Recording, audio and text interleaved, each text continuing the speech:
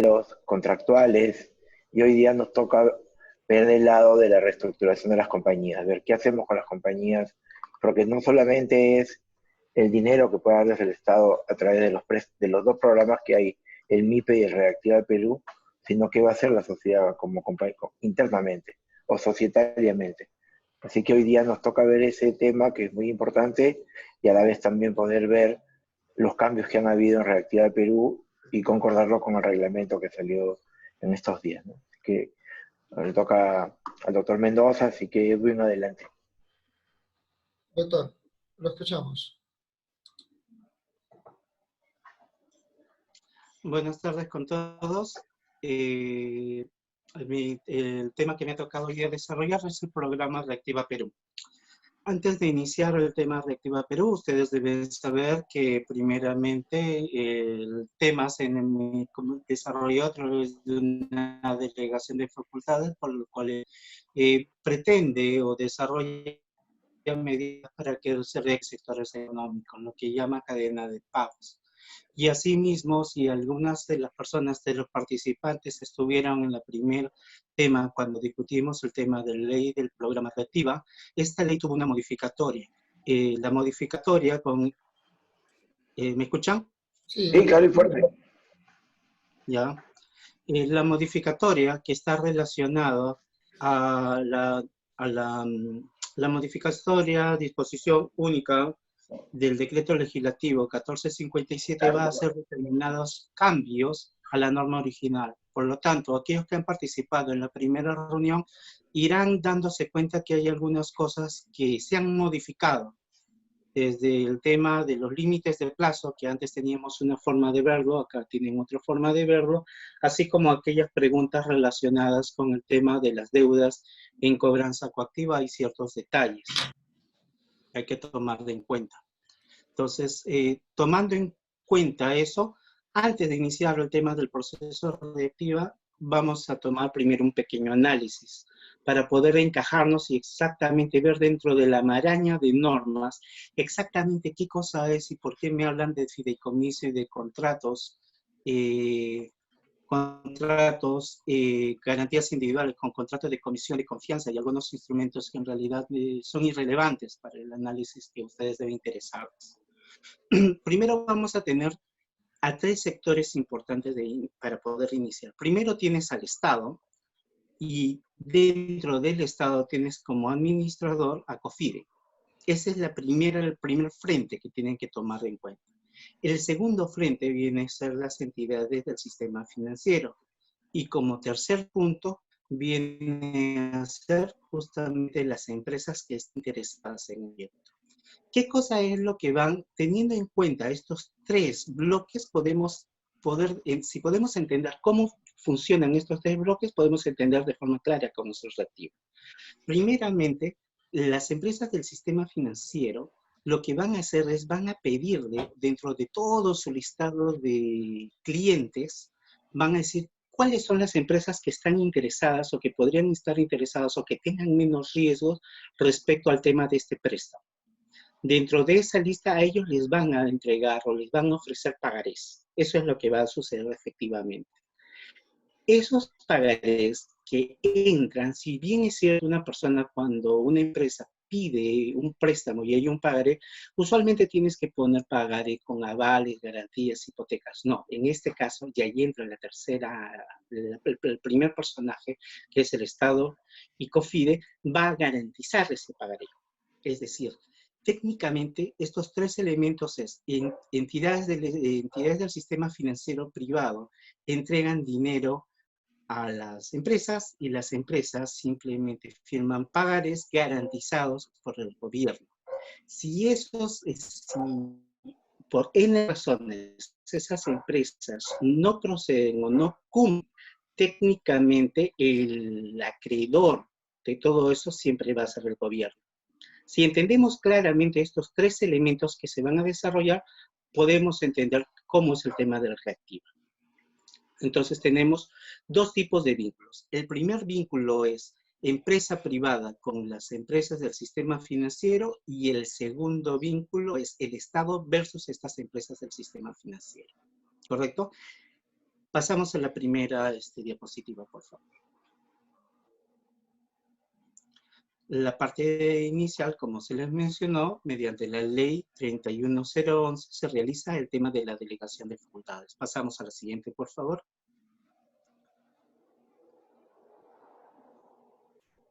La siguiente diapositiva. La continuidad de pagos del decreto legislativo publicado el 6 de abril es el decreto legislativo 1455 modificado por el 1457. Y evidentemente su reglamentación a través de la resolución ministerial 134-2020 publicado el 13 de abril del 2020. Este tema es importante porque todos deben recordar que a partir de la fecha posterior a la publicación, le hace el 14 de abril, técnicamente todas las empresas pueden acceder a estos pagarés que están ofreciendo los bancos. ¿Correcto? Pasamos a la siguiente, por favor. La siguiente diapositiva. Si bien debe recordarse, como les dije inicialmente, hay dos acuerdos en esta directiva. El primer acuerdo, como les mencionaba, era la empresa, el beneficiario versus el banco, y el otro es el banco versus el Estado. El Estado, quien va a ser el administrador, en este caso es COFIDE. Este tema de lo que es fideicomiso y toda esta operación que ven en este cuadro, esto tiene que estar reflejado a través de un contrato. Este contrato es entre el Estado y las entidades del sistema financiero. ¿Está hecho? Aún no está hecho. ¿Correcto? Pasamos a la siguiente, por favor. El segundo sistema es el de garantías individuales, que es como un contrato por el cual las partes son COFIDE y las entidades del sistema financiero, igual como se le dijo en el primer documento. Este vínculo tiene que haber una resolución, un acuerdo, algo que tenga que desarrollarse para que exista, sí. ¿Se ha hecho? No. En otras palabras, los dos mecanismos donde el vínculo entre el Estado, administrado por COFIDE, con las entidades del sistema financiero que tienen que estar desarrollados para dar rapidez, para que tengan el préstamo ya validado, todavía no están hechos. Ambos sistemas, tanto el sistema de fideicomiso como el sistema de garantías individuales, ¿qué te dicen? Te dicen, mira, entidades del sistema financiero, dice COFIDE, tú vas a ir y vas a recoger todos los créditos que quieras mediante determinadas condiciones que vamos a analizar. Y yo las voy a validar. Si yo las valido, quedan completamente garantizadas. Si yo me doy cuenta que hay un problema, si hay un tema de devolución, si yo he tenido que pagar esas garantías, tu empresa del sistema financiero me devuelves esa plata. Eso es lo que te dice a grandes rasgos estos dos sistemas. Entonces, el primer escenario para poder ser efectivo este tema, porque a las personas lo que les interesa es ya, ¿dónde firmo? Quiero la plata ya. Entonces, el primer escenario es que las entidades del banco, como lo están realizando en algunos casos, están invitando a las personas a firmar estos pagares. Pero uno dice, ya, voy a firmar un pagaré, pero ¿cuánto es el interés? ¿Cuánto es la tasa? ¿Cómo sé si estoy calificado? Eso lo vamos a ir analizando. Segundo punto, yo ya firmé el pagaré, ¿ya me dan la plata? No. ¿Por qué? Porque para que ese pagaré tenga la validez de este procedimiento, tiene que ser admitido acuerdos entre las entidades del sistema financiero y COFIDE. A la fecha todavía no estamos, o sea, hay que tener un poco más de paciencia. Siguiente diapositiva, por favor. Siguiente diapositiva. Los porcentajes de cobertura, como ustedes conocen, son de 30.000 hasta el 98%, superado los 30.000 hay un 45%, después de ese monto hay un 90% y un 80% hasta 10 millones, que es exactamente el monto máximo que las entidades pueden entregar. ¿Qué cosa quiere decir 98, 95, 90 y 80? Quiere decir que el Estado va a garantizar el 98%. El otro 2%, ¿quién lo tiene que garantizar? Evidentemente la empresa beneficiada. Ahora, es lógico, del 98% de las empresas van a ir y te van a poner un tema de garantía de alto costo o alto rendimiento por 2%, es poco probable. Es poco probable, ¿por qué? Porque las empresas, en teoría, del sistema financiero ya está coberturado cualquier tipo de pérdida por el Estado. ¿Correcto? Pasamos a la siguiente, por favor. La siguiente, por favor. Los beneficiados. Esta es la parte que a ustedes deben interesarles. La ley te va a señalar cuáles son las empresas que pueden estar beneficiadas a entrar a este programa. La ley original te decía que efectivamente es al 29 de febrero del 2020 que tengas deuda, que no tengas deudas coactivas mayores a una OIT, entiendes, en este caso de 4.300 soles. La norma modificatoria precisa que estas deudas están relacionadas a deudas anteriores al 2020. Léase, son todas las deudas de Tesoro, Salud o NP del 2019 para atrás.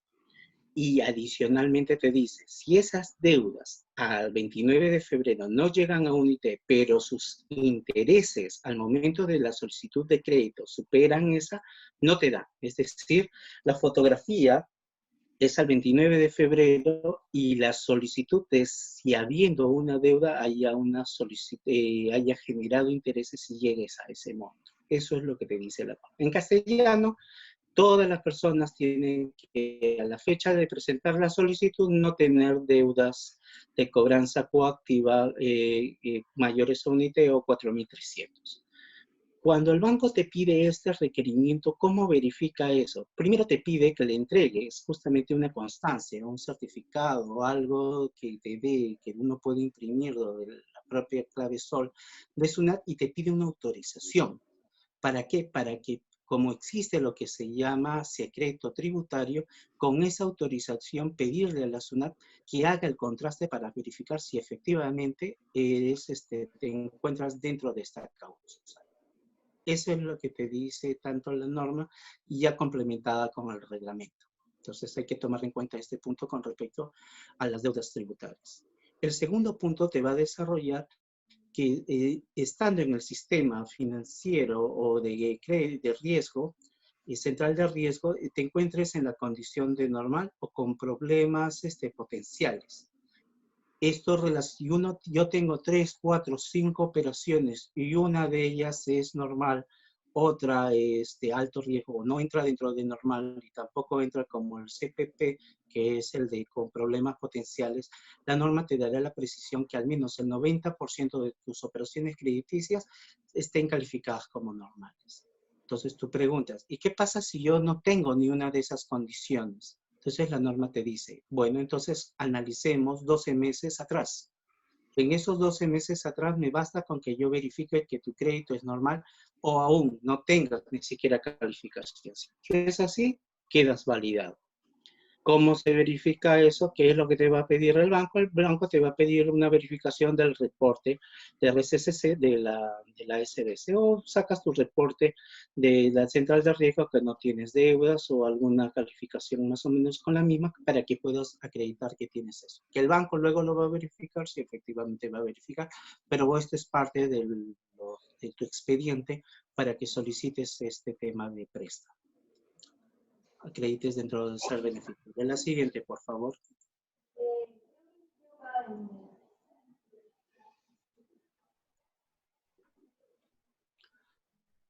En este caso, algo que ya antes habíamos desarrollado, las empresas que no tengan problemas o no tengan delitos contra la administración pública, lavado de activos o delitos conexos no entran. Y finalmente entra aquellos que no son beneficiados las empresas vinculadas a las entidades del sistema financiero otorgante. El término otorgante es un tema que ha sido agregado en el último decreto legislativo que modificó. ¿Por qué? ¿Qué es lo que se entendía antes? se entendía de que si yo soy, digamos, todos sabemos que las empresas del sistema financiero son empresas de SCA, le hace accionariadas, tienen acciones públicas, ellos están en valores y dichos valores dentro de lo que es la Superintendencia de Mercado y Valores, en sus anuales tienen que informar cuáles son las empresas y cuáles están vinculadas a ellas. Digamos un ejemplo, por decirlo, el Grupo Interban. El Grupo Interban tiene varias empresas, digamos Incafarma puede ser entendida como una de ellas. Entonces, si yo soy una empresa de Incafarma, ¿puedo pedirle préstamo a Interban para entrar en este sistema? No, no puede. ¿Por qué? Porque es una empresa vinculada con la entidad del sistema financiero. ¿Okay? Entonces, Inca Pharma no puede hacerlo, por decirlo, o sea, yo estoy dando un ejemplo en general, no quiero afectar el nombre de una entidad porque igual todos tienen un prestigio y eso se respeta. Pero digamos que para el ejemplo, si esta entidad vinculada a un banco va a otro banco, digamos, al banco de crédito continental, ellos podrían entregarle, sí, podrían entregarle. ¿Por qué? Porque no es una entidad vinculada. Entonces, ahí entra, justamente rompe lo que la anterior norma nos señalaba, que todas las empresas vinculadas, o sea, parte de que las empresas formaran parte de este grupo de empresas del sistema financiero, no podían entrar. En este caso sí podrían, pero sería de forma cruzada, por decirlo. O sea, no es que lo hagan, pero por lo menos te da esa potencialidad la norma. Si bien es cierto, en los expedientes anteriores habíamos observado que la persona que se presentaba, uno, tenía que entregar tu clave SOL para que verificaran que no tengas deudas con tu autorización para que la SUNAT te diera esa libertad, dado el tema del secreto bancario, y por el otro, tenías que entregar tu papel de la central de riesgo, que no tenía problemas en la calificación. En estos dos últimos, el expediente se van a desarrollar a través de una declaración de las entidades del sistema financiero. Es decir, las entidades del sistema financiero va a verificar estos dos últimos puntos y por lo tanto es responsable de lo que esté ahí. Como ya dijimos anteriormente, las entidades del sistema financiero tienen una gran carga respecto a COFIDE y la garantía que va a entregar COFIDE. Ahora, me refiero no a la garantía entregada, sino a la garantía entregada y honrada. Es decir, la empresa última, la empresa beneficiaria, tiene, digamos, un determinado monto de unos 20.000 soles, no es mucho, y de estos 20.000 simplemente paga unos 5.000 y los otros 15.000 no los puede pagar. Entonces, como el Estado es el garante, el Estado paga ese porcentaje correspondiente. Algo que iremos analizando eventualmente. COFIDE pedirá este expediente, es decir, los elementos que tiene anteriormente, y verificará si que la entidad del sistema financiero evaluó bien a esta empresa y por qué fue la situación de que no pudo pagar. Luego ya nos pondremos a analizar qué pasará con estas personas que no vayan a pagar dichos préstamos, pero eso ya es más adelante. La siguiente diapositiva, por favor. Las prohibiciones. Como originalmente tenemos como generalidad, y es algo que ya habíamos adelantado, las entidades del sistema financiero van a verificar el cumplimiento de las condiciones que inicialmente habíamos señalado que eran parte del expediente. Léase el tema de la cobranza cautiva, la central de riesgo, el hecho de que no seas una empresa con un proceso contra el Estado o entidades vinculadas con el sistema financiero. Hay otra adicional, creo que está más adelante, que está relacionada a un listado, pero eso es tema que tiene sus particularidades y se ha colocado por separado para analizarlo detalladamente. Asimismo, dentro de esto, la norma, dentro de las provisiones, el incumplimiento, si hay un tema de incumplimiento de parte de la entidad del sistema financiero, y que no haya cumplido, haya habido un problema y no haya verificado, entonces COFIDE tiene toda la autorización. Bueno, más que COFIDE, es la entidad del Estado, que no voy a mencionarlo acá, es el BCR, pero podríamos confundirlo, así que lo voy a mencionar como COFIDE porque él va a ser el primer informante que verifica que hay un incumplimiento y ante ese incumplimiento simplemente no espera respuesta del banco más que 2 o 3 días. Y si no le satisface esa respuesta, le dice al banco, bueno, tú lo escogiste, tú simplemente hiciste la primera evaluación, no lo hiciste muy bien. Si yo he estado tenido que pagarle a ese prestatario o ese beneficiario, yo no sé cómo, pero tu banco inmediatamente devuélveme lo que yo te he entregado. Entonces, ahí es un elemento interesante para entender por qué las entidades del sistema financiero primero van a hacer una verificación rigurosa de estas condiciones, porque evidentemente no quieren tener problemas con devolver al Estado dinero, y menos dinero que ellos mismos tal vez no quieran entregar. ¿Correcto? Otras prohibiciones que te van a señalar que era parte de la consulta, creo que se hizo el tema de la exposición del día de ayer de los temas laborales, es el tema de que el dinero del programa está dirigido directamente a temas de proveedores, ya sea laborales, ya sea proveedores, temas comerciales, pagar a mis proveedores que me dan productos o servicios, o pagar a mis propios trabajadores. No se admite bajo ninguna circunstancia que este dinero sea evidentemente para distribución de utilidades, porque la naturaleza del proyecto o programa está desarrollado para pagar a todos estos proveedores que lo van a necesitar, ¿correcto? No es temas de que la empresa vaya a invertir o que tenga que pagar determinados derechos u obligaciones a sus accionistas, no, simplemente el dinero está direccionado al tema de trabajadores. Ahora, una pregunta que cae de madura, es decir, ¿hay un ente que va a verificar eso? Curiosamente, tengo conocimiento que en Chile que se está desarrollando un proyecto similar, sí existe dicha condición, es decir, las entidades del sistema financiero te verifican cada 15 días o cada 20 días o 30 días que hayas realizado el direccionamiento de ese pago. En el Perú no existe eso. Entonces te dicen, ese dinero está direccionado para este fin, que es trabajadores y proveedores. ¿Quién es la entidad que tendría que verificar esto? Buena pregunta. En teoría, la entidad del sistema financiero solamente te condiciona a que tú puedas ser beneficiario y que cumplas con tus pagos. ¿Qué hagas con esos pagos? O sea, devuelvas el préstamo, me refiero. ¿Qué hagas con ese dinero que te he entregado? La norma no lo dice. Pero se entiende que podría haber una norma posterior complementaria. Podría, pero a la fecha no hay. Respecto al tema de las prohibiciones, regresando a este punto, una de las prohibiciones, y esto ya te lo dice el reglamento puntualmente, y es algo de la propia naturaleza del programa, que como mencionamos, es cadena de pago, es que no se puede hacer adquisiciones de activos, compra de acciones o participaciones de empresas, pago de obligaciones vencidas al sistema, a los beneficiarios del sistema financiero, o en otras palabras, deudas del banco. Todas las deudas que vayas a tener o que tengas, este dinero no puede ser destinado a ese punto. Y eso sí es claro, que si el dinero fuese realizado en esa situación, ahí yo sí podría decir que sí incumples la condición y puedes perder todo el tema del préstamo, porque en este punto debo ser bastante claro.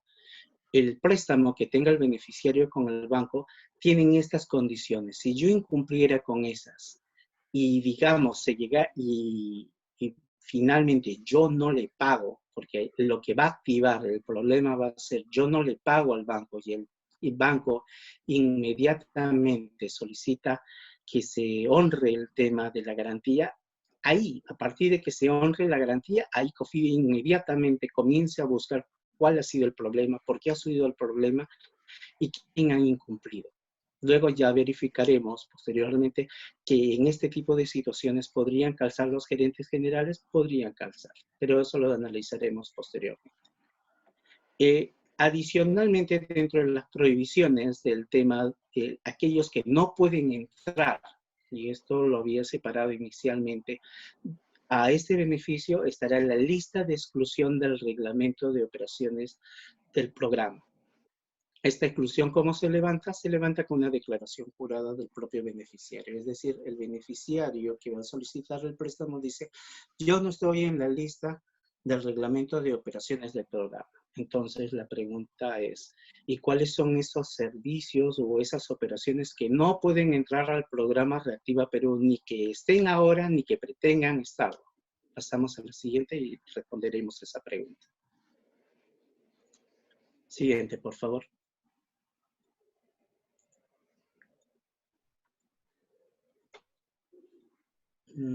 La siguiente, por favor.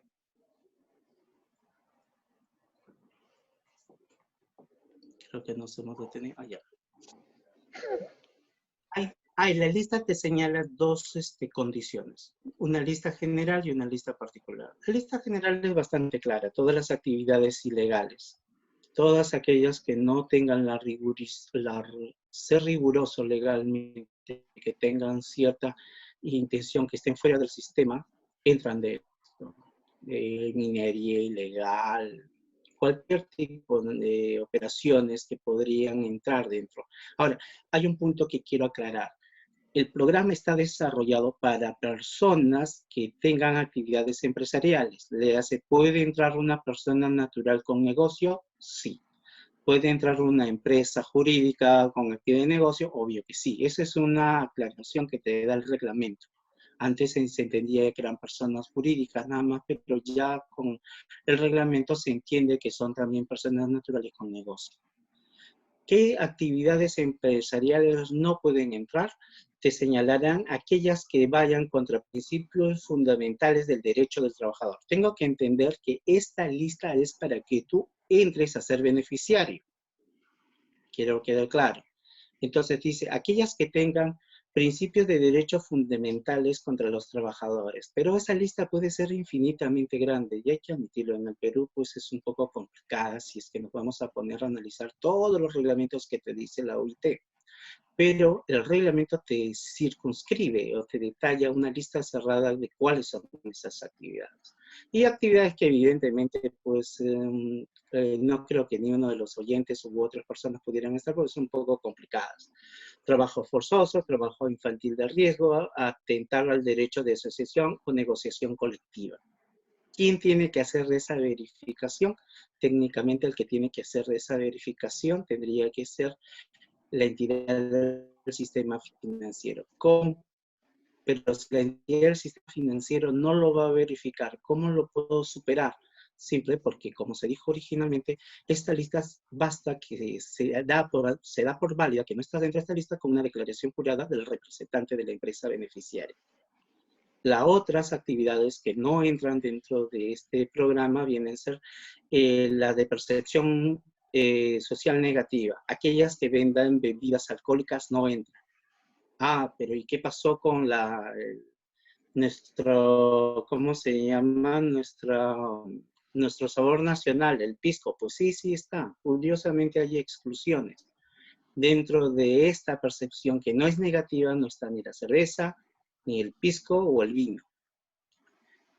Tampoco no entra en la lista de actividades juegos de azar, casinos o actividades conexas, tampoco productores de tabaco o fabricantes de armas. Este ya es un poco más exagerado, pero por lo menos de azar y casinos tampoco pueden entrar al programa reactivo.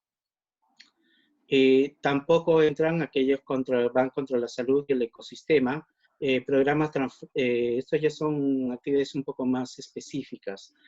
Comercio transfronterizo de desechos, tampoco aquellos que vayan contra la población, que son actividades que vulneren derechos de propiedad de indígenas, reasentamientos de poblaciones involuntarios, o contra el patrimonio, que afecten adversidades de yacimientos culturales o arqueológicos. Evidentemente, la superintendencia, la entidad del sistema financiero no podría verificar. Es por eso que esta condición se subsana con una declaración jurada.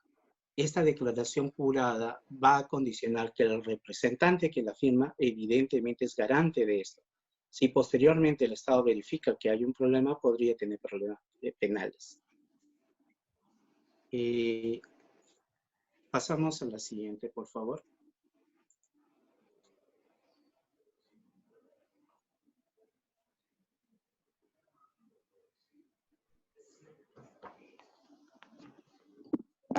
La siguiente diapositiva.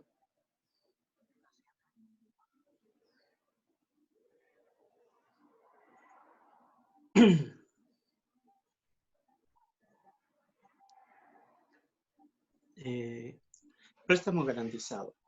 Como inicialmente les mencionamos, una diapositiva antes, por favor. El préstamo garantizado es en moneda nacional y los créditos, los pagarés que llegan a firmar es desde el 14 de abril al 30 de junio. ¿Qué es lo que nos dice la realidad en este punto? Si algunos entran a la página de algún banco de estos grandes, pueden verificar que ya los bancos están pidiendo información a todas estas personas que puedan estar interesadas para entrar en el reactivo y te van a pedir los documentos que hemos mencionado originalmente. Cabe agregar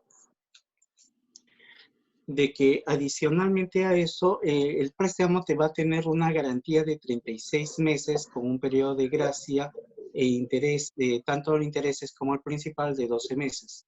La tasa de interés será establecida por el BCR, la vigencia de la garantía es por todo el préstamo y el monto de préstamo es hasta de 10 millones de soles según condiciones. Aquí quiero hacer algunas precisiones que es... algunas preguntas que he escuchado en algunos que han realizado sobre este tema. ¿De cuánto es el tema de la tasa? Y en algunas situaciones, si yo voy a este banco, ¿existe la posibilidad de que el banco me pueda pedir una garantía adicional? Son una de las preguntas más recurrentes en este tema. Primeramente, como la tasa de interés a la fecha no se tiene, lo que sabemos en el mercado nacional, sabemos que la tasa anual está entre un 9 al 14%, digamos, pero se espera, y eso ya es un tema de suposición, que pueda bajar de un 8 a un 10%. Eso tomando en cuenta de que, como sabemos, la tasa de interés de referencia ha bajado de 1.25 a 0.5 según el BCR, es decir, el propio Estado está bajando las tasas de intereses. ¿Para qué? Para que simplemente no haya condiciones por las cuales los bancos puedan pedir tasas de intereses mayores. Pero, como mencionamos inicialmente, es el banco quien hace un contrato originalmente con el beneficiario. ¿Puede pedir algún tipo de garantía? Podría.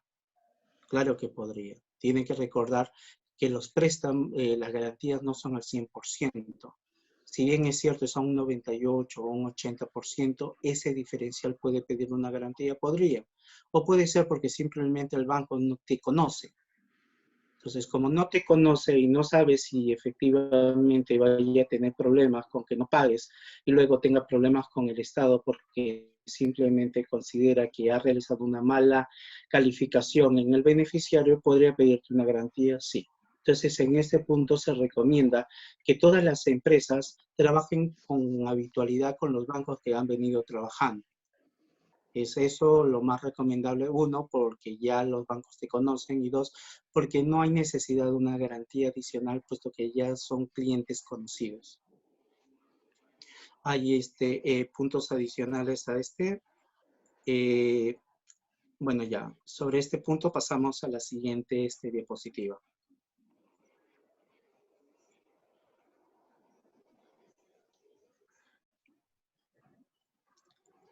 Las condiciones de cobertura. En la anterior norma te señalaba, antes de la modificatoria, te señalaba que el límite que se entre la Comisión de Salud del 2019 multiplicado por 3 versus un mes de venta promedio mes. La modificatoria, que a 2 días después se realiza, justamente va a variar drásticamente esta condición. Te va a decir que la cobertura puede ser o prestaciones de salud 2009 multiplicado por 3, o ya no hay una discusión, o tus ventas promedio mensuales 2019. ¿Qué es lo que conviene en este caso? Dependerá. Si yo tengo muchos trabajadores, yo tengo una empresa con cantidad de trabajadores, evidentemente tengo una aportación de salud interesante. Y si eso lo multiplico por 3, ¿podría llegar al límite de los 10.000? Sí, podría ser. ¿Se puede llegar al límite de los 10 millones? Podría ser. O en todo caso, no tengo muchos trabajadores, pero o tengo problemas con el salud, porque no quiero decir que ustedes lo sean, pero hay algunas empresas que no pagan el salud completo o tienen problemas con dichos pagos, entonces puedo solicitar en razón a mis ventas promedio, pues entonces utilizo el otro, las ventas promedio mensuales. Entonces ya no estoy amarrado necesariamente a la divergencia que tenía entre el monto mínimo, entre lo que era la aportación de salud versus las ventas promedio. No, en este caso ya es elección. Asimismo, para el tema de las microempresas y el reglamento te señalará que serán microempresas aquellas ventas anuales de 150 UIT, que sería más o menos anualizado a 630.000 soles. El límite son sus ventas promedio mensuales al 2019. Ese punto sí se ha mantenido, pero por lo tanto en el otro te da la apertura de que no estés condicionado al tema de tus pagos, aportaciones versus tus ventas, sino es una opción que uno puede tomar. Es una de las interesantes cambios que realizó la última modificatoria y acompañado está su reglamento. Responsabilidad. La siguiente, por favor.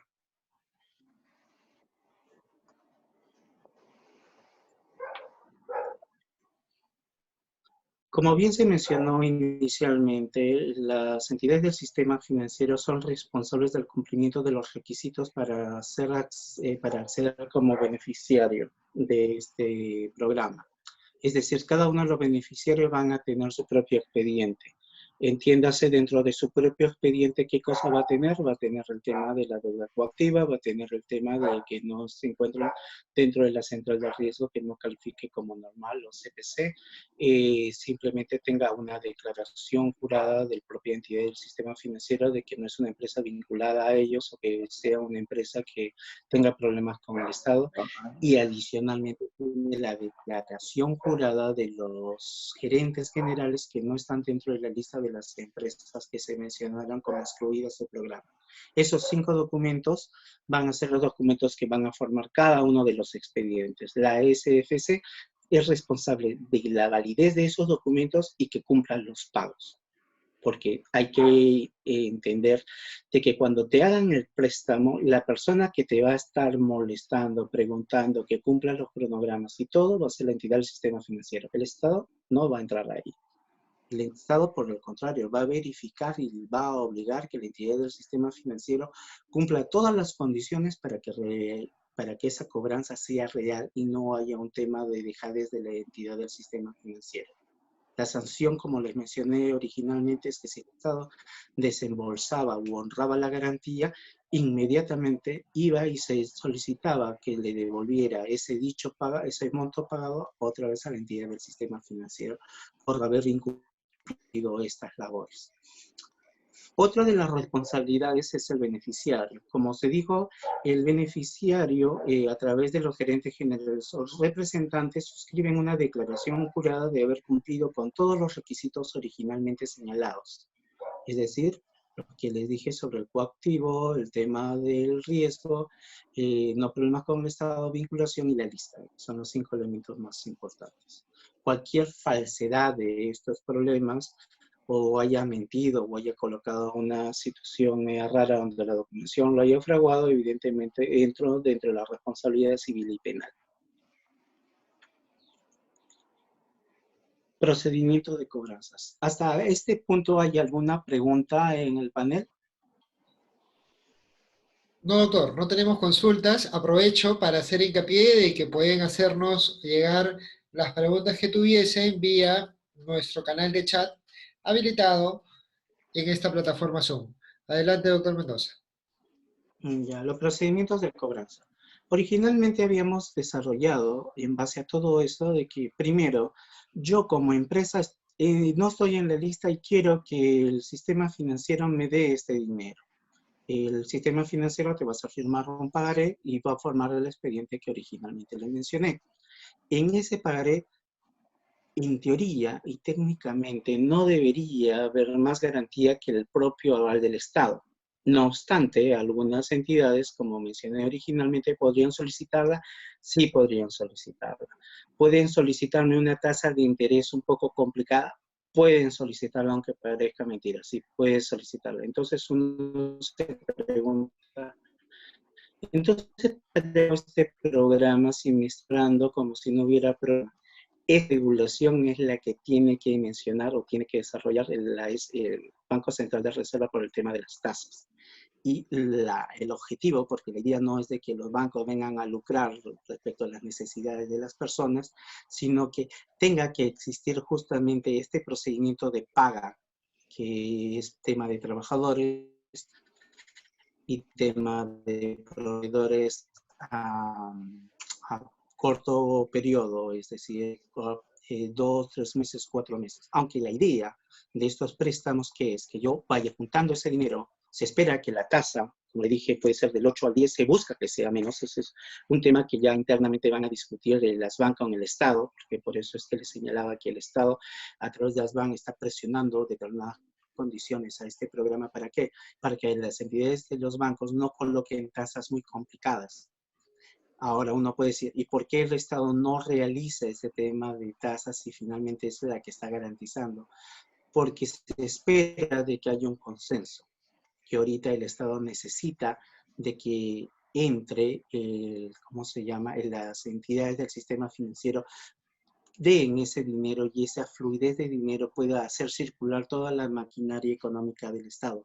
Además, tiene que recordarse que señalar que sea el Estado el que lo va a pagar suena más a abonos agrarios. Claro, no quiero llegar a ese nivel de interpretación, pero digamos de que el Estado no suele ser muy, tener buena reputación con el tema de pagos. Si tenemos ese antecedente histórico que puede ser un poco complicado, podría entenderse por qué algunas entidades son un poco renuentes y si quieren una garantía del 100% quieren otras condiciones adicionales para que puedan validar la situación donde un beneficiario no vaya a cubrir dicho tema de pago. Tiene que recordarse que es el que califica para que sea beneficiario es la propia entidad del sistema financiero y es la propia entidad del sistema financiero, y así lo señalan los decretos legislativos, la obligada a exigir la cobranza hasta el final. Por lo tanto, esas entidades del sistema financiero te van a verificar cómo estés realizando los pagos, muy probablemente sí. Por eso es que las entidades, es más que seguro que llamar a los grupos económicos o a los clientes que ya conocen, que saben que tienen problemas de liquidez, que saben que no le van a decir, sabes que mañana no tengo, que saben que tienen una fluidez, un flujo de caja muy interesante. Entonces, a ellos van a ser las primeras personas a las que les van a ofrecer estos pagares garantizados y a las que obviamente no van a tener estos pequeños problemas. Ahora, como entidades del sistema financiero a entregar, pueden estar las cajas municipales o cajas rurales, sí podrían estar, sí podrían estar. ¿Cuáles son las entidades del sistema financiero que pueden entregar estos programas? La SBR va a señalar cuáles son, todavía no está, ahí va a ser una lista de cuáles son las entidades autorizadas, pero es claro de que en el momento que uno vaya a firmar el pagaré tendrá esa dicha condición. Entonces, tomando en cuenta esos elementos, ya más o menos una entidad podría entenderse como parte de este procedimiento. Antes de seguir avanzando, ¿alguna pregunta? Tenemos una pregunta, doctor. Dani, ¿hay algunas preguntas, por favor, me parece? Sí, tenemos unas preguntas, permítame. En el periodo de gracia nos cobrarán intereses y cómo sería su pago.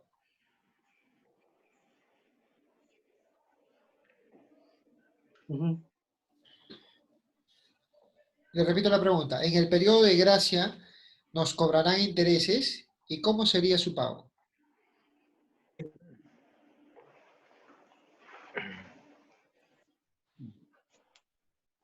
Depende de cada cronograma.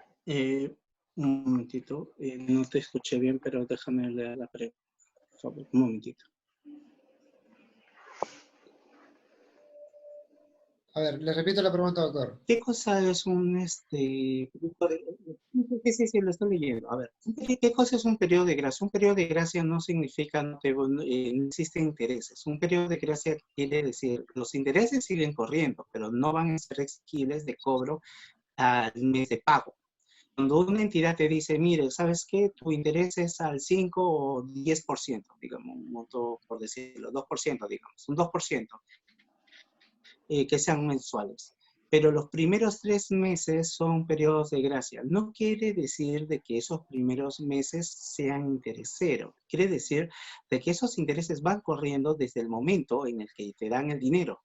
Y a partir de ahí comienzan, pero la exigibilidad de cobro es a partir del tercer mes. Nada más es eso. Es decir, te estoy prorrogando la fecha de pago. Por más que tenga un nombre tan pomposo y bonito como periodo de gracia, es simplemente el beneficio de cobrarte más tarde, pero no es que te haya perdonado los intereses. ¿Cómo serán esa cobranza? Es muy interesante. Dependerá justamente de las condiciones del contrato o el pagaré que tengan. Yo les recomiendo, como les digo, si ustedes tienen ¿cómo se llama? Sectorista, o mejor dicho, se conocen porque uno ya con tanto tiempo trabajando con bancos, conoces al sectorista, tú más o menos le pides al sectorista que quieres entrar en este programa Reactiva y quieres saber más o menos cuáles van a ser el tema de los intereses. El interés más o menos que podría ser entre 8 y 10, espera más o menos anual tal vez, pero es la proyección. Todavía no existe al día de hoy un pronunciamiento del BCR porque es la entidad encargada de decir cuál es la tasa y cuánto va a ser más o menos el tema de pago. Eso a la fecha no lo sabemos. O sea, ahorita decirle es solamente una proyección, no se tiene a la fecha.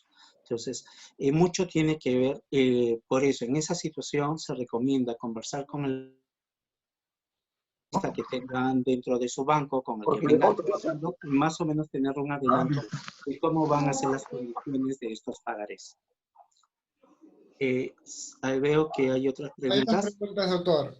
Si aplico Reactivo a Perú, ¿se puede acoger a la suspensión perfecta total o parcial? Ya ese tema lo conversamos inicialmente. A ver, ¿qué es lo que pasa? Primero son dos materias diferentes.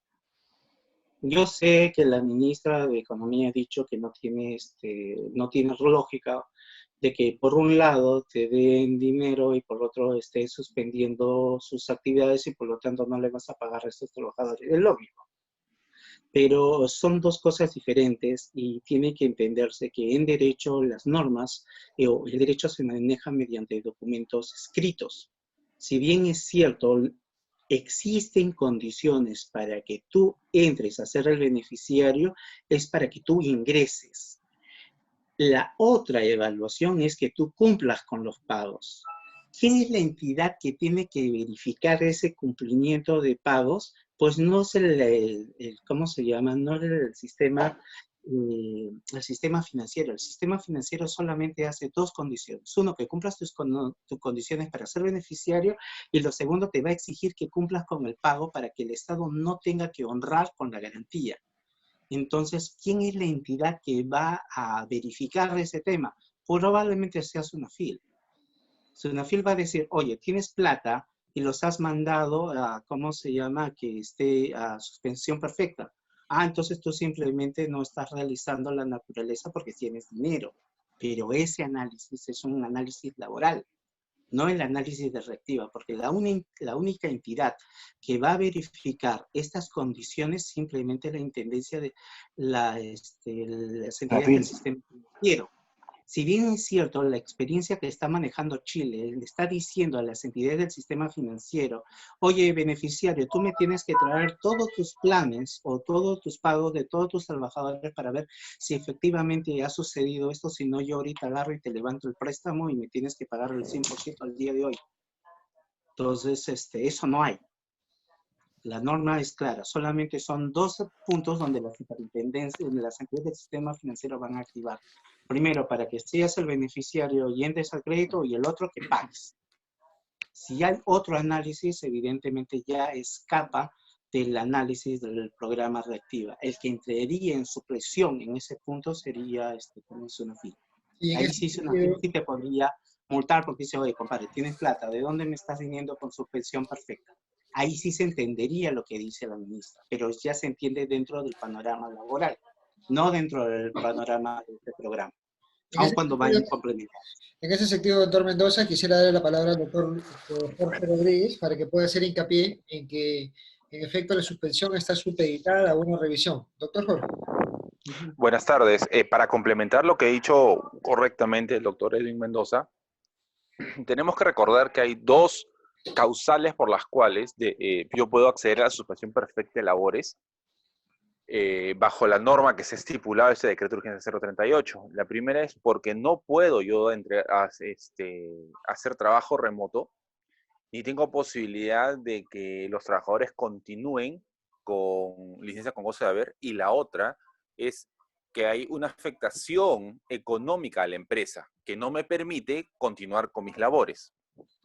Entonces, si yo he colocado que lo que dice el doctor Mendoza, si no tengo dinero y estoy pidiendo plata prestada, entonces sí la vas a tener.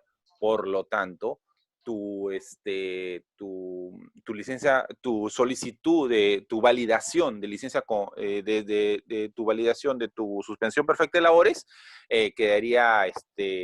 sería denegada por SUNAFIL y te expondrías a una multa, porque como ya habíamos comentado el día de ayer, tenemos que recordar que esta es una declaración jurada a la que yo envío al Ministerio de Trabajo. Por lo tanto, si yo envío declaración que no es correcta o que es falsa o inexacta, me puede exponer hasta un proceso penal. Depende mucho de qué es lo que yo solicito y la forma en que yo lo solicito. Por eso, como comentamos el día de ayer, no es bueno simplemente tomar una suspensión perfecta de labores por tomarla. Genera muchas complicaciones y lo podemos hacer mal. Pero lo que ha dicho el doctor Mendoza es totalmente correcto. Si yo tengo fondos y estoy diciendo que no puedo pagar, entonces en realidad estoy mintiendo. Por lo tanto, la suspensión sería declarada inválida y podría generarme otras contingencias mayores. Doctor Jorge, apropiada su intervención, le agradecemos mucho. Continuamos con el doctor Edwin. Aprovechamos para invitar a las personas que no hayan podido participar el día de ayer en nuestra charla laboral, en donde hemos detallado lo referente a la suspensión perfecta de labores, requisitos y aplicabilidad. Vamos a hacer una repetición porque ha habido algunas personas que no han podido acceder y nos lo han solicitado este lunes a las 4 de la tarde, lunes 20 de abril a las 4 de la tarde, vamos a tener nuevamente la sesión de la explicación sobre la suspensión perfecta de labores. Continuamos, doctor Mendoza. Hay algunas otras preguntas, me parece, para Sí, avanzar. tenemos algunas preguntas adicionales. Si una empresa tiene menos de un año de funcionamiento, ¿puede aplicar? Muy buena pregunta. Mire, para el tema del beneficio, todas las condiciones te señalan que no tengas problemas el 29 de febrero del 2020 y parten justamente de evaluaciones de deudas al 2019. Técnicamente una empresa que recién ha iniciado no estaría dentro de estas condiciones, así que como beneficiario entraría, pero ¿dónde entra el punto donde lo va a excluir? No por el ingreso, sino por la condición de la cobertura. Tienen que recordar que la cobertura es analizada de acuerdo a operaciones o aportaciones al año 2019. Y si no tienes aportaciones en castellano, si no tienes cobertura del año 2019, ni un banco te va a prestar dinero. ¿Por qué? Porque ese dinero no tiene cobertura de garantía.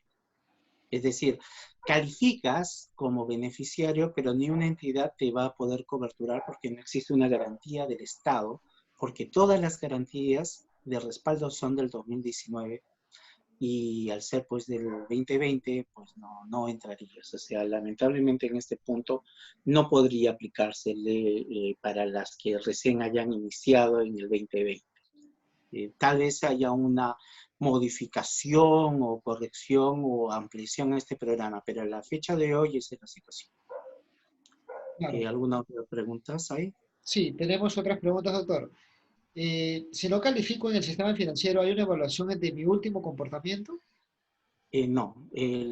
Como tienen que recordar, la entidad del sistema financiero, ellos son los responsables para que entres como beneficiarios, y tanto es así que tú tienes un expediente. Como ellos van a tener ese expediente y están con la responsabilidad de que seas un buen pagador, el día de que no seas buen pagador y el Estado proceda inmediatamente a honrar, lo primero que va a hacer es te va a pedir el expediente.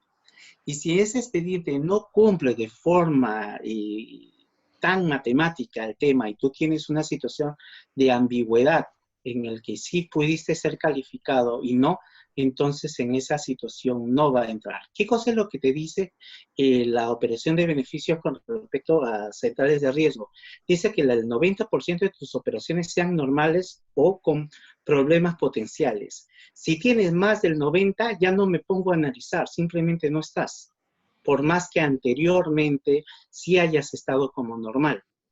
¿Cuándo se aplica la evaluación para atrás? Cuando dentro del mes de febrero del 2020 no tengas ninguna calificación. Si tienes una calificación negativa, no entres. No calificas. Eso es lo que te dice puntualmente el decreto legislativo. Doctor, respecto a la pregunta anterior sobre si es que la empresa tiene menos de un año, asumiendo que la empresa haya comenzado en octubre del año pasado, por ejemplo, Ya. tiene En ese caso, 2019 y tiene 2020, en el 2019 ya ya, tiene algunas declaraciones, entonces ahí sí podría acogerse. sí podría, claro. Siempre y cuando cumplan las condiciones de no tener problemas con coactivo a febrero del 2020 de una UIT y no tengan el tema de lo que es la calificación, sí podrían. Ahora, ya entran y ahí entra si es una microempresa o deja de ser una microempresa. Si eres una microempresa, pues será tu análisis a partir del mes de ventas promedio del 2019. Si no eres una microempresa, entonces dependerá de la evaluación. Si tienes muchos trabajadores y ese monto es un monto interesante y lo multiplicas por 3, ese sería tu monto garantizado. Si no fuese ese el caso, entonces correspondería analizar la venta promedio mensual. Claro, en ese punto sí. Yo me estaba viendo Claro. si la empresa recién había comenzado. En este Doctor, caso. cuando indica que bebidas alcohólicas, exentos, pisco, vino y cervezas están excluidas, ¿se refieren a los productores, no a bares, correcto? ¿Bares sí pueden acceder? A ver, vamos a ver exactamente lo que dice. Productores de bebidas, la norma es textual y te dice producción de bebidas alcohólicas, excluyendo cerveza, pisco y vino. Productores. Si yo soy un bar, en teoría, no debe, Encajaría. claro, o sea, no tiene ese problema de la percepción social negativa. Ahora, también, si yo tengo un bar y el bar no cumple la licencia, por lo tanto es un bar que no cumple con las funciones de licencia, tiene varias observaciones, es una actividad completamente ilegal, evidentemente no entraría.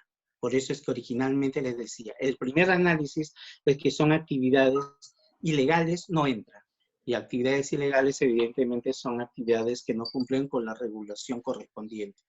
Pero entidades como, no voy a decir nombre porque no corresponde en este punto, pero que simplemente pueden vender de este tipo, sí siempre haría, no tiene inconveniente. Además, la norma es bastante taxativa y te dice producción de bebidas alcohólicas. Yo no produzco, yo simplemente las vendo. Entonces no entra en la calificación. O sea, ¿estarías dentro de la posibilidad de entrar a la reactiva? Sí, la respuesta sería sí, en la medida que cumplas con las condiciones de tener tu licencia, que no tengas problemas con otro tipo de las observaciones que señalaba anteriormente, trabajos forzosos, o sea, es tema medio complicado, ya es bien raro que entres en uno de estos, pero por lo menos en el tema laboral es bien cerrado. Tanto laboral como nosotros, es bien taxativo. Ahora, si tienen alguna duda, sería bueno que lo hagan ahora para explicarles exactamente, de acuerdo al caso, si de acuerdo a la lista están o no están. Por lo menos en la pregunta que han realizado de yo vendo productos como licores, no entraría dentro de la observación.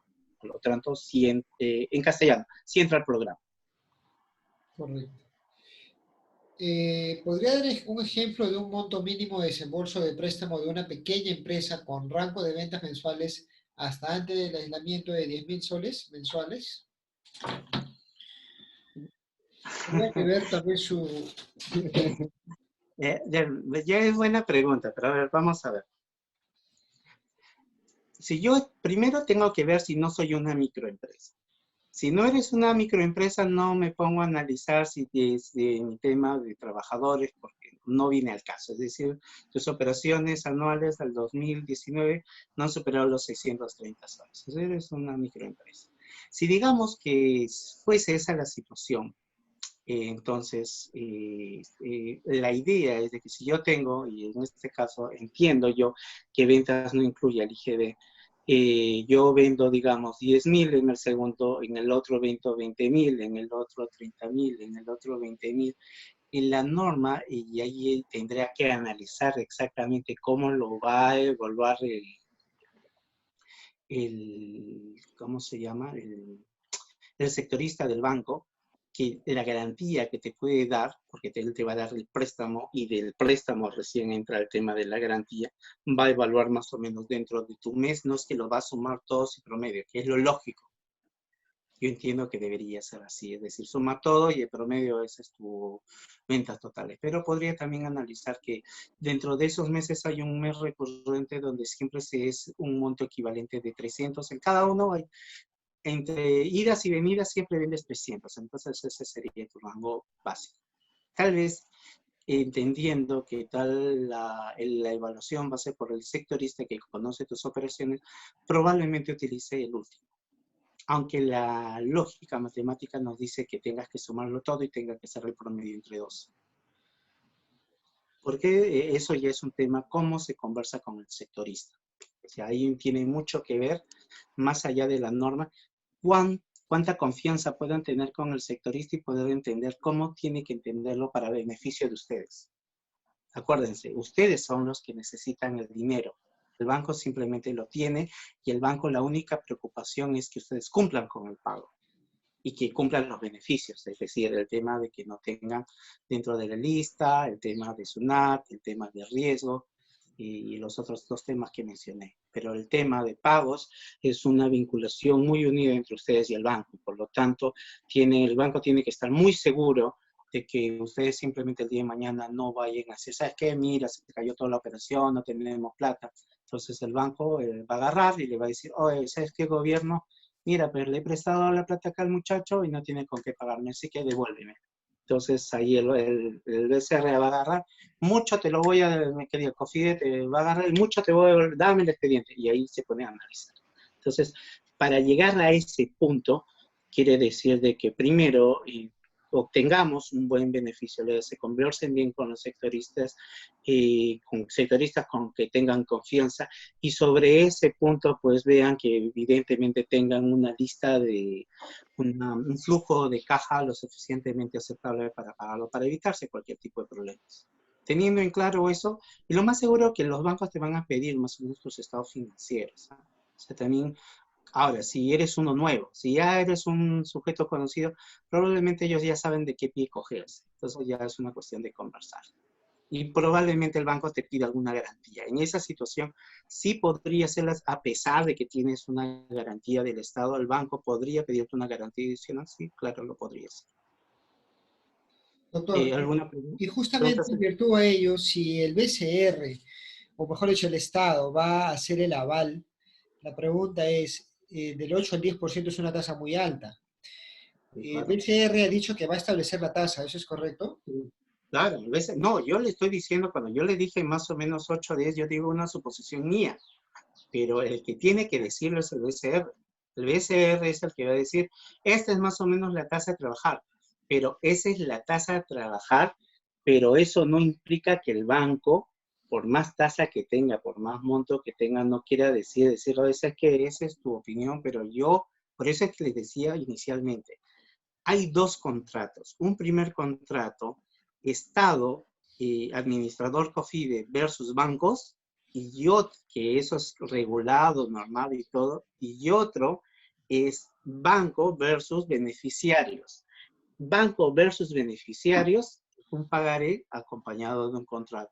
¿Cuál es la tasa de interés? Y esa es la negociación que ahorita tiene ASBank, la Asociación de Bancos, con el Estado, para decirle, oye, yo estoy dando ese beneficio, no seas sinvergüenza y tú le vas, como tú dices de que existe derecho de contratar, tú no le vas a meter pues una tasa idéntica porque ya estás garantizado. Esa es la negociación que ahorita tiene ASBAN con el Estado. Por eso es que el tema de la tasa, que es un tema tan discutido, al día de hoy todavía no se sabe. Yo dije una cifra por decir, 8, Claro, algo que es referencial. bastante, pero ahorita ese tema todavía está siendo negociado. O sea, no sabemos el día de hoy, y si alguien lo dijera, pues magnífico que tenga esa información de primera mano, pero mientras no esté, el BCR no lo diga, simplemente sería irresponsable señalar un monto ahorita referencial. O sea, yo le digo más o menos cómo se está moviendo ahorita la situación, pero qué hay, cuál es la respuesta final, eso es algo que el BCR nos tiene que informar. Todavía al día de hoy no se tiene. Tenemos una pregunta adicional, ya lo hemos explicado respecto a la suspensión perfecta. Una siguiente pregunta. Se excluye el comercio de madera, pero si se trabaja como entidad con certificación forestal responsable como FSC, ¿se puede acceder? Vamos por partes. El tema, actividades vulneradas a la salud, ecosistema natural. Producción o comercio de productos de madera o productos forestales procedentes de bosques de regiones de la selva tropical húmeda sin contar con las autorizaciones correspondientes de los centros reguladores ni del correspondiente plan de manejo sostenible. En otras palabras, yo soy un productor de madera, pero tengo todas mis firmas de documentos. Tienes que tener estos dos documentos. La autorización y el plan de manejo responsable sostenido. Ya, ok. ¿Y el banco lo va a analizar? No, tú vas a presentar, diciendo eso, una declaración jurada. Esa declaración jurada, si al final no cumple, ¿qué cosa te dice el Estado? Hace responsable civil y penalmente al que lo firmó, al representante de esa entidad beneficiaria, de esa, el beneficiario, el gerente general o el representante que dice, yo he cumplido y acá están mis documentos. Mira, tus documentos están bien, me basta tu declaración jurada. Y la norma te dice, pero basta que yo luego, Estado, evalúe y efectivamente no has cumplido con dicha condición, yo te puedo iniciar un proceso civil y penal a ti. Porque tu interpretación no me ha quedado muy clara. Entonces eso ya es un tema que lo puedes discutir judicialmente, ya es otro tema que creo que desbordaría el tiempo de análisis en esta reunión, pero más o menos para que tengan una idea. O sea, la lista es bastante clara, hay que tomarlo con pinzas, pero eso sí, la interpretación que se recomienda en ese caso es bastante taxativa. Si le van a preguntar al banco, el banco te va a decir, mira, tú firma tu declaración jurada, el resto no me interesa. ¿Por qué? Porque justamente el banco va a evaluarlo, pero en ese punto hay responsabilidad. Si bien es cierto del banco, hay más responsabilidad de tipo penal ya en el gerente general que vaya a firmar esa declaración jurada. ¿Alguna pregunta adicional? Sí, tenemos más preguntas. Respecto a las empresas que prestan servicios de transformación de minerales, ¿entrarían al programa? A ver, déjame ver. En la lista no lo he visto, pero déjame darle una revisada rápida. Correcto. Mientras tanto, ¿me puede hacer otra pregunta? El gerente general será responsable solidario si es que la empresa no puede honrar las obligaciones. Sé que el gobierno es garante principal, pero ¿cuál sería la responsabilidad del gerente general? Ya ese es un punto adelantando el tema. Eso ya lo iba a desarrollar más adelante, pero es un adelanto. ¿Qué pasa si yo presto, el banco me presta el dinero, luego yo agarro, pago los primeros meses y luego dejo de pagar? No tengo plata, mira, se cayó mi operación, los trabajadores no han realizado, nadie me compra, bla, bla, bla. Entonces, el primero, el banco va a agarrar y le va a decir a Cofidis, oye, Cofidis, ¿sabes qué? Mira, ha pasado este tema. Y ya Cofidis dirá, ya, bueno, acá tienes la plata. ¿Has realizado todas las condiciones? Sí, he realizado todas las condiciones. Ok, yo, como sea, banco, tú me devuelves a mí la plata. Ya el banco ya regañadientes, digamos, porque no lo va a entregar, lo va a hacer la repetición, digamos, le entrega la plata al banco y le da la plata al Estado. El Estado no está tranquilo. El Estado dice, acá hay un problema. Esta persona simplemente no ha cumplido con dicho beneficio, simplemente ha realizado algún tipo de actividad. Entonces va a agarrar y te va a analizar por los otros entes. como mencionamos en el primer punto, cuando participaba el doctor Jorge, se decía que entraba a Sunafil porque tú agarrabas el dinero y lo estabas destinando a actividades que no iban vinculadas. Igual, puede utilizar la SUNAT, puede utilizar a los otros instrumentos del Estado para verificar qué cosas has hecho con la plata. Si vamos a entrar a temas de Estado y ahorita estoy alucinando, o sea, no es algo tangible. Puedo ir y aplicar que ya ha habido un tema de defraudación tributaria porque has agarrado el dinero y lo has destinado a cualquier otra cosa y te has embolsicado el dinero y le has declarado como que la empresa está en quiebra, podría analizarse. O sea, podría analizar. O sea, el Estado no va a estar tranquilo con que, mírate, pucha, se fue la empresa de algo, qué pena, pues, ¿no? Ya, yo ya pagué, pues ya, qué lástima. No, el Estado va a verificar. Pero no lo va a verificar a través de la entidad del sistema de banco, sino que COFIDE probablemente a través de sus otros órganos integrados va a entregar esa información y los otros van a proceder de acuerdo a sus competencias a hacer las verificaciones. Entonces, dependerá de si la empresa cayó frente a la pregunta por un problema de que evidentemente, digamos, una empresa que se dedicaba al tema de lo que es alimentos, llámese pollerías, todos siempre recordamos con mucho y grato recuerdo, y esa empresa simplemente no va, simplemente nadie compra, entonces puedes justificar que tú tuviste toda la intención. No hubo una voluntad, un dolo, una mala intención de embolsillarte la plata, no pagar trabajadores ni pagar nada, sino que simplemente el negocio no cayó. Entonces, en ese caso no hay problema. Pero si ha habido otra mala intención, como el caso de que mando a todos a suspensión perfecta, pero me guardo la plata, ya pues ahí hay bastante mala intención. Entonces, en ese punto sí habría de evaluar la situación, ¿no? Correcto. Entonces, mucho dependerá de la situación real de cada empresa. No es una respuesta general que se pueda dar. Dependerá de qué cosa es lo que vaya a realizar. Pero no, el que va a evaluar no va a ser el sistema financiero, no. Los bancos no lo van a hacer. Ahí el que lo va a hacer es COFIDE, pero ya entramos ya por otros órganos del Estado. Esto pasa a COFIDE manda más o menos la cadena para que tengan una idea, porque uno dice, ¿COFIDE qué pinta acá? COFIDE pues es un banco de segundo nivel, ¿qué pinta ahí? No, es que COFIDE informa directamente al BCR. Ellos están obligados a informar dentro. Por eso es que no les mencionaba tanto, ¿por qué? Porque ahorita mencionar toda la gama de entidades del Estado que están, nos vamos a hacer un rollo. Por eso es que yo solamente lo centro en COFIDE. Pero COFIDE está obligado a informar tanto a MEF como a BCR. Y ellos, a su vez, informarán a todas las entidades del Estado. Ese expediente para que tú entres, no se lo queda COFIDE. Simplemente termina al final en el Estado. Por eso es que la situación, como señalaba Jorge, que, ¿cómo se llama? Sunafil puede tener exactamente, saber que tú has realizado esa actividad, le queda clarísimo. ¿Por qué? Porque tu expediente no se quedó en COFIDE, se ha ido y se ha trasladado acá a estas entidades del Estado. Correcto. Vamos a hacer ¿Alguna? preguntas, doctor, porque Sí. tenemos 15 preguntas más. Yeah. Varias preguntas. Siguiente pregunta. ¿Una microempresa con ventas intermitentes en el 2019 puede calificar para el préstamo sus ventas Espérate. mentales?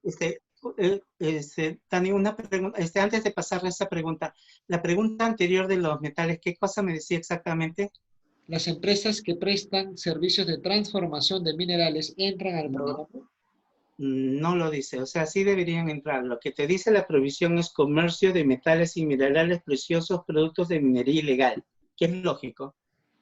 Pero hasta ese punto no hay ninguna limitación, ¿eh? No lo señala, por lo menos de este primer pantallazo a lo que se ha evaluado, no existe eso, no de forma más que en ese que le he mencionado, es decir, solamente no entran evidentemente en minería pues ilegal, ¿no? O sea, eso es bastante lógico. Pero con respecto a temas de empresas mineras o empresas de transporte de productos mineros, no van a entrar dentro del tema, salvo el tema de productos y desechos de residuos peligrosos para reciclaje. Si el tema de transporte, de minería, está relacionado a ese punto, sí, efectivamente, ahí no entra. Pero si es tema de transporte de minerales, que evidentemente es legal, o esté dentro del procedimiento de formalización, no debería tener ningún tipo de problema. Y ahora sí, la pregunta que me hacías. Doctor, vamos avanzando con la presentación para poder Ah, terminarla y luego comentamos las preguntas. Por cuestiones de tiempo, vamos a ya, tener que sí, ir sí, sí, sí, cortando sí. algunas preguntas. Sigamos con su exposición, por favor. Ya, ¿en qué tiempo estamos? Estamos en procedimiento. No, ya es bastante rápido ya lo que quiero. En el tema de procedimientos ya más o menos habíamos señalado de que es la entidad del sistema financiero la encargada de buscar todos los medios disponibles para que cumplan el tema de la obligación de pagos. En este caso, por eso les mencionaba, la recomendación en este caso es de que ustedes hagan con los bancos que ustedes tienen más experiencia, que hayan tenido más compatibilidad de trabajo, porque ellos van a ser los que menos posibilidad les digan, mira, ya sabes que todo lo que tú quieras, pero yo necesito una garantía adicional, o sabes que nada me asegura que de acuerdo a tu flujo me vayas a pagar, así que yo quiero tener un interés porque me estoy asegurando un riesgo adicional. ¿Puede darse el caso? Sí. ¿Hay una limitación de la norma? No. ¿Puede hacerlo el banco? Claro que lo puede. Por eso es que se recomienda desde el origen hablar directamente con los sectoristas de los bancos con que hayan venido trabajando.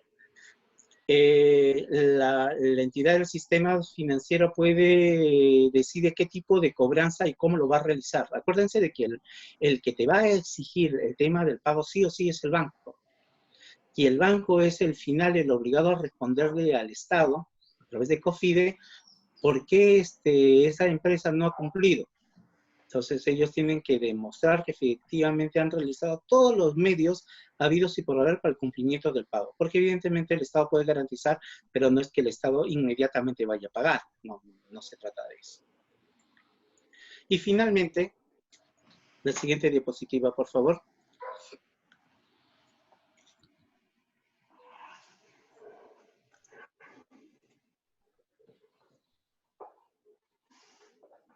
No, la última, por favor.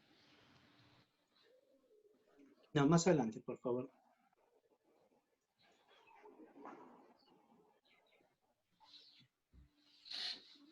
La siguiente, por favor.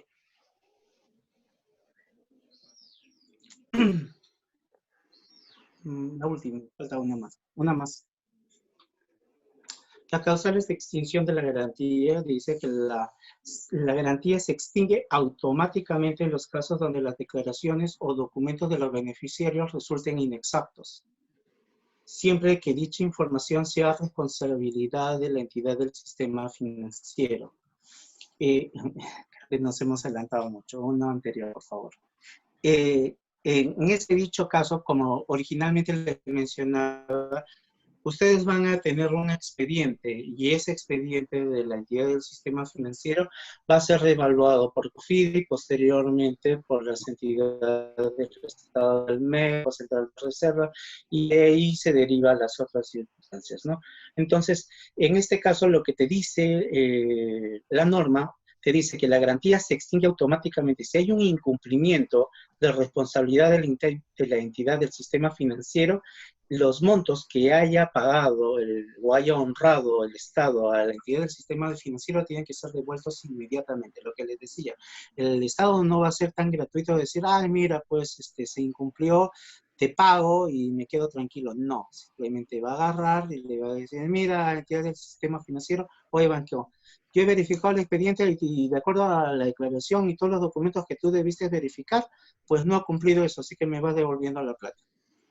Eso es lo que va a suceder en ese punto. Por eso es que les decía que la recomendación es trabajar con un banco que ya los conozca. No con bancos nuevos, porque los bancos nuevos ante esta situación evidentemente van a poner más de un candado. Y ya terminado ya la exposición, si no hay más preguntas o hay alguna pregunta sobre el tema.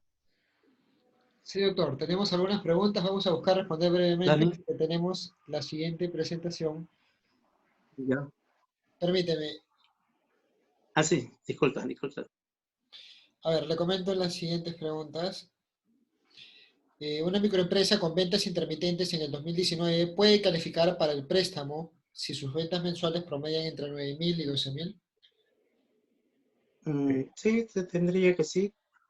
Sí, no hay ningún problema. Sí, podría. Correcto, doctor. ¿Qué pasa si mi calificación en los últimos 12 meses pasé de CPP a dudosa. Es decir, Un montón. un mes como CBP y 11 como dudosa. ¿Calificaría o no? Si ese dudosa es, ¿cómo se llama?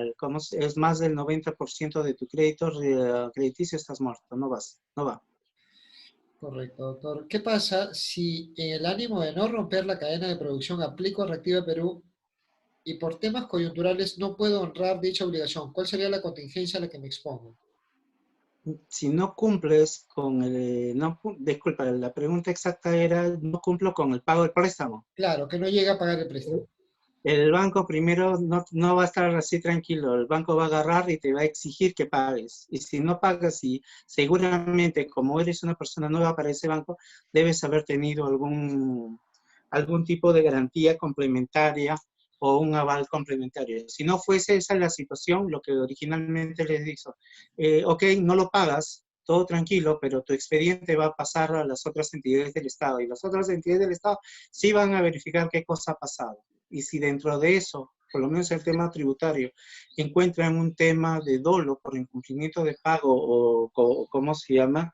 O un tema de defraudación tributaria, podríamos hablar de responsabilidades. Para poder analizar este tema tiene que ser caso por caso. No puedo decirlo de forma abierta que se puede dar porque puede ser de que efectivamente la operación o la situación económica no se dio y por lo tanto puedes estar dentro de la situación de no haber podido cumplir porque por más diligente que fuiste no se dio. Entonces, ese análisis es caso por caso.